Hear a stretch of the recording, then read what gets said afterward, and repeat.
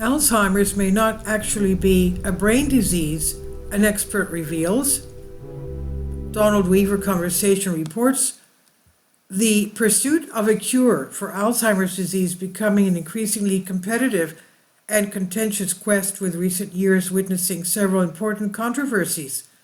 In July 2022, Science magazine reported that a key 2006 research paper published in the prestigious journal Nature, which identified a subtype of brain protein called beta amyloid as a cause of Alzheimer's, may have been based on fabricated data.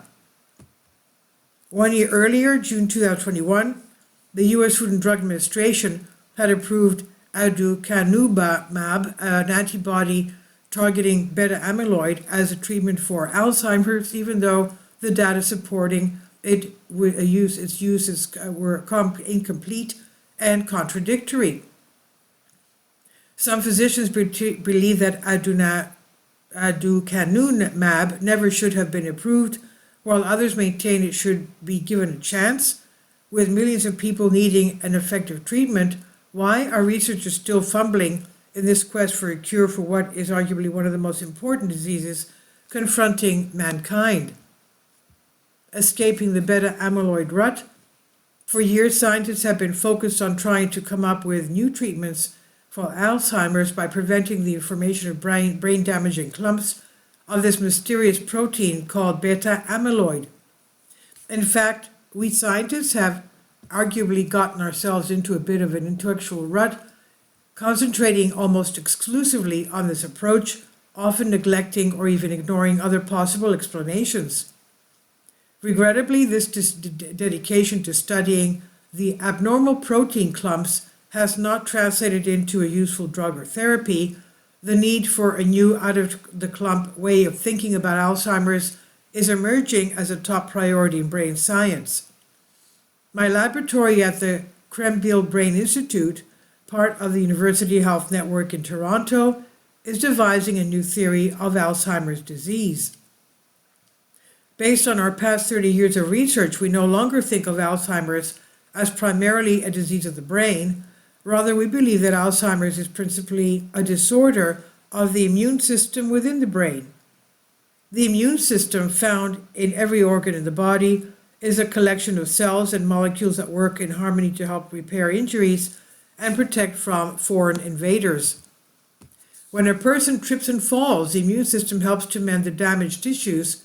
When someone experiences a viral or bacterial infection, the immune system helps in the fight against these microbial invaders. The exact same processes are present in the brain. When there is head trauma, the brain's immune system kicks into gear to help repair. When bacteria are present in the brain, the immune system is there to fight back. Alzheimer's as autoimmune disease.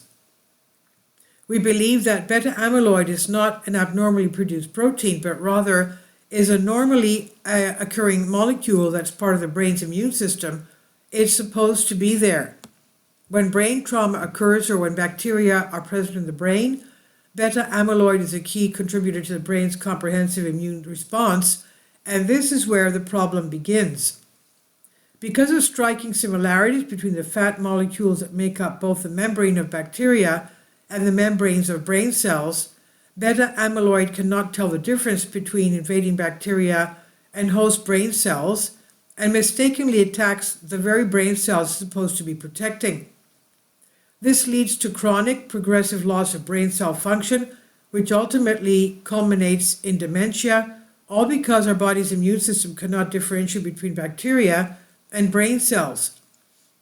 When regarded as a misdirected attack on the brain's immune system, on the very organ it's supposed to be defending, Alzheimer's disease emerges as an autoimmune disease.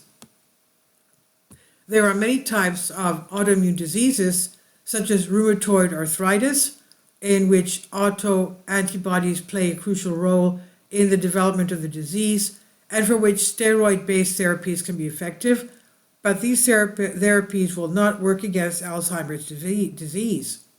The brain is a very special and distinctive organ, recognized as the most complex structure in the universe. In our model of Alzheimer's, beta amyloid helps to protect and bolster our immune system, but unfortunately it also plays a central role in the autoimmune process that we believe may lead to the development of Alzheimer's. Though drugs conventionally used in the treatment of autoimmune diseases may not work against Alzheimer's, we strongly believe that targeting other immune regulating pathways in the brain will lead us to new and effective treatment approaches for the disease. Other theories of the disease. In addition to this autoimmune therapy of Alzheimer's, many other new and varied theories are beginning to appear. For example, some scientists believe that Alzheimer's is a disease of tiny cellular structures called mitochondria, the energy factories in every brain cell.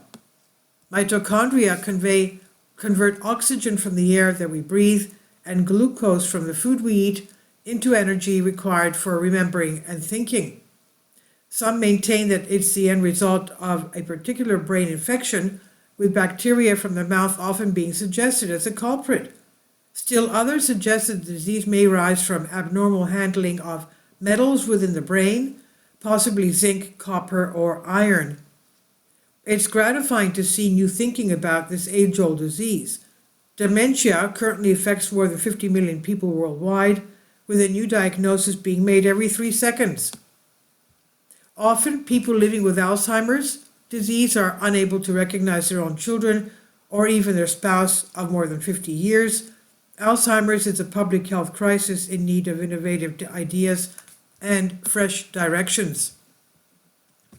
For the well-being of people and families living with dementia, and for the socioeconomic impact on our already stressed healthcare system, coping with the ever-escalating costs and demands of dementia, we need a better understanding of Alzheimer's, its causes, and what we can do to treat it and to help the people and families who are living with it. And this is from The Conversation, from Donald Weaver, Professor of Chemistry and Director of Krembil Research Institute, University Health Network, University of Toronto, Canada, on Science Alert. Please leave your comments, and thank you for your support.